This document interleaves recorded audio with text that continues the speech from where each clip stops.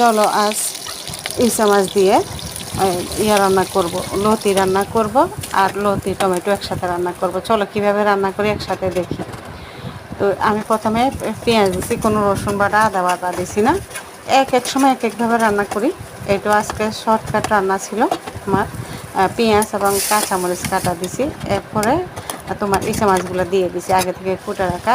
এরপর আমি হলুদের গুঁড়া, ধনিয়ার গুঁড়া, মরিচের গুঁড়া, মাছের মশলা প্যাকেট থেকে পরিমাণ মতো মশলা এবং লবণ একসাথে করে দিয়ে দিলাম, তা তোমরা দেখলাম। এরপরে আমি ওগুলোকে ভালো করে কষাইছি, একসাথে কষানোর পরে এর মধ্যে লতি টমেটো একসাথে দিয়ে দিছি। দেওয়ার পরে আবারও কষাইছি অনেকক্ষণ।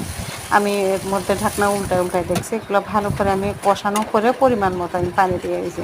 পানি দিয়ে এগুলো আমি হাই হিটে প্রায় 10-15 মিনিট ভালো করে উতরানোর পরে আমি গ্যাস বন্ধ করে দিয়েছি। এবার খাওয়ার ফলে খেতে কিন্তু দুর্দান্ত হয়েছিল।